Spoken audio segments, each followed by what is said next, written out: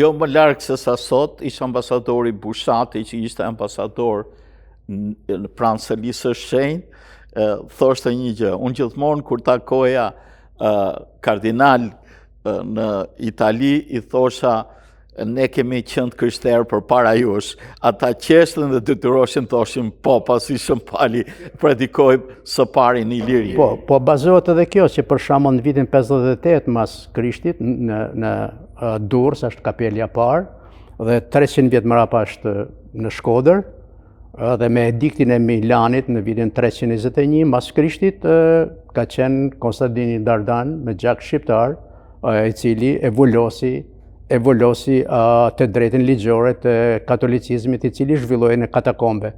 Unë i kam pa katakombet në për libra, por kur kam shku një herë në Podgoricë, kanë qu të një kishë Shën Nikola edhe kam pa taman katakombin në malë një guvë mali, se si ishte vërtet, aty ishte dhe trupi i tij Shën Nikolës i balsamosur.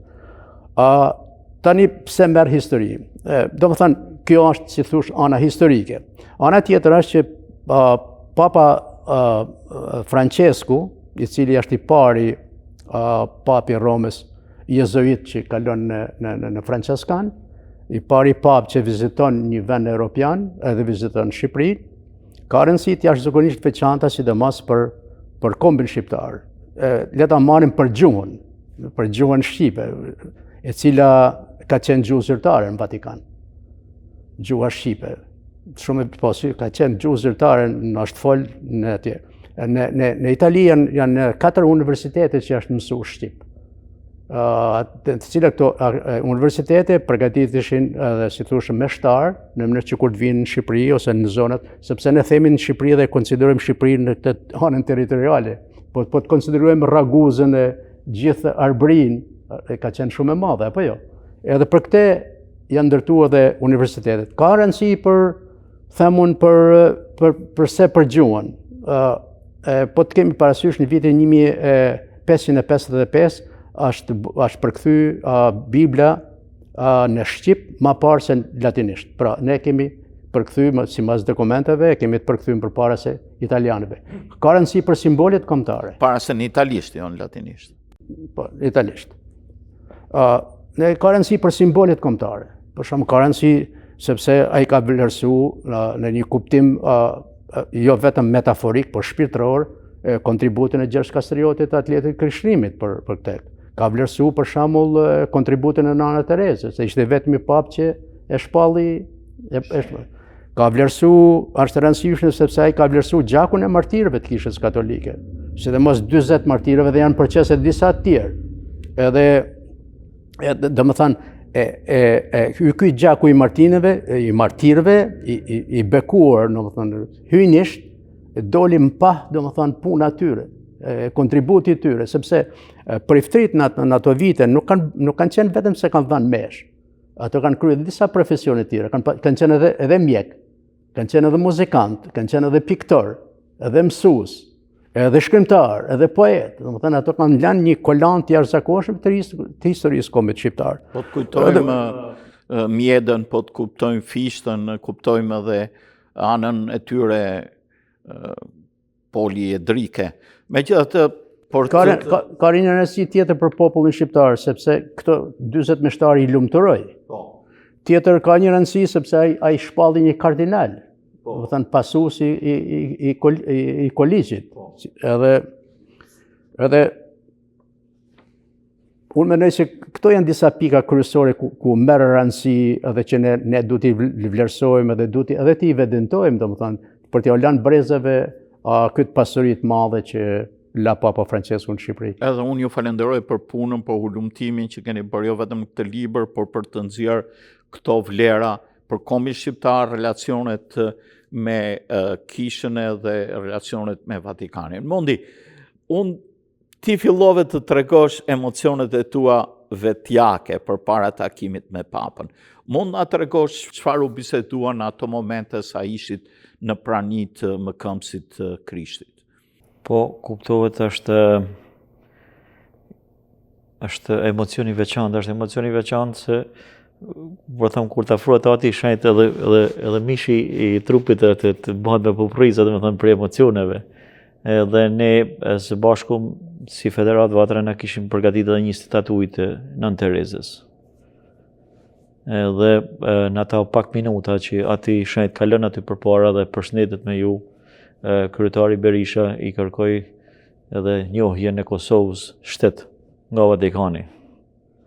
Kuptohet në gjuhën angleze. Dhe mirë po ati shenjt I ka fol tana këta gjuhët, atëherë fotografohet me ju, ashtu po ka një takim krejt I shkurt.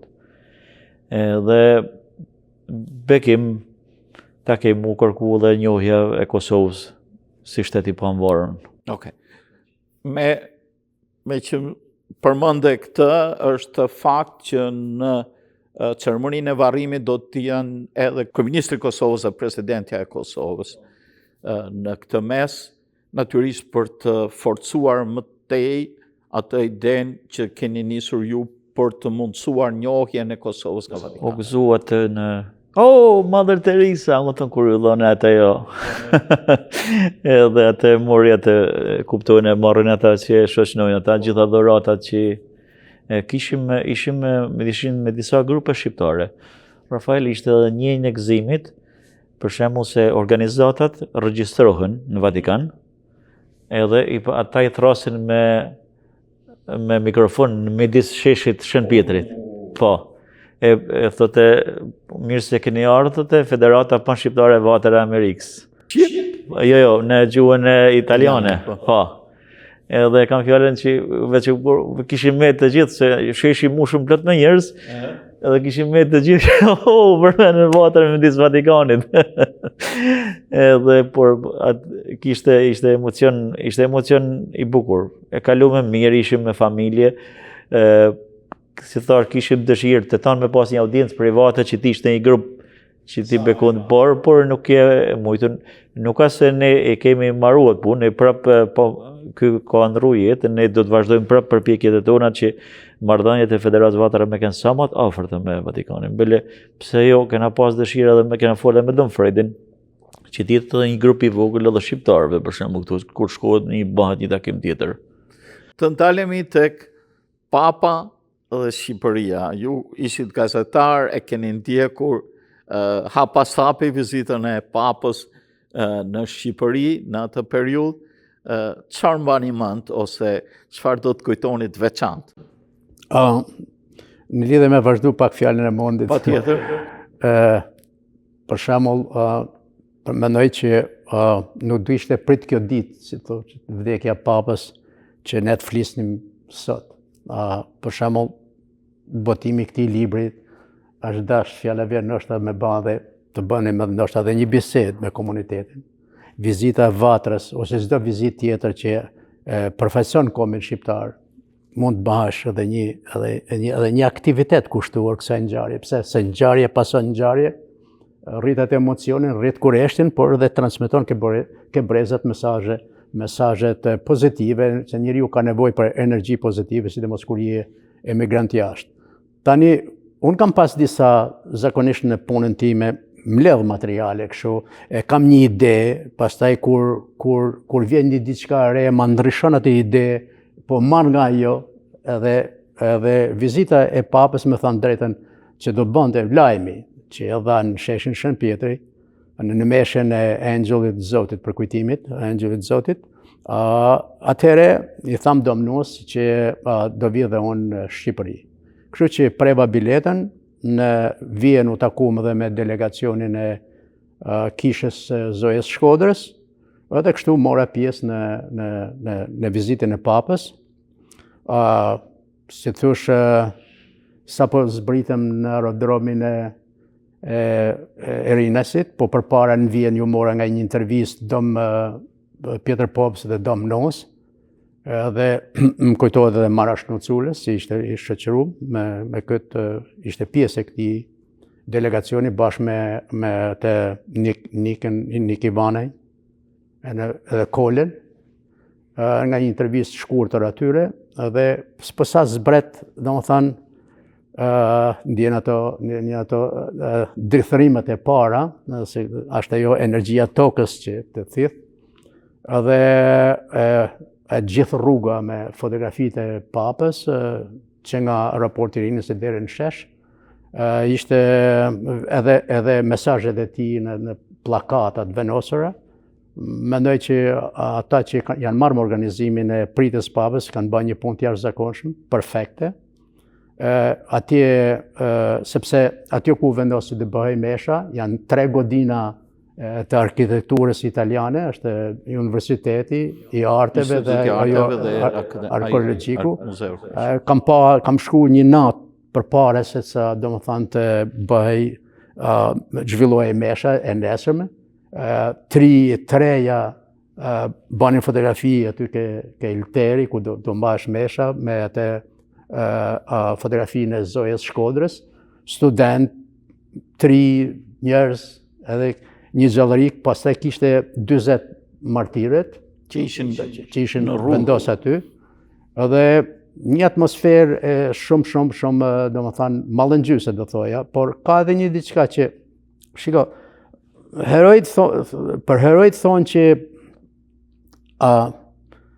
me plagët e vjetra prekin plagët e reja, edhe me lotin e ri prek lotin e vjetër, apo jo.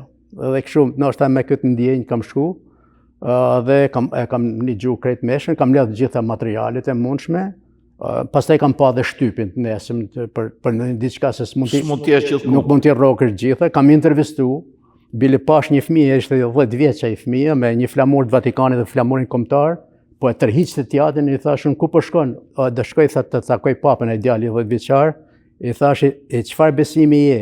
Tha babën e kam musliman, tha po të dy besojmë në Zot.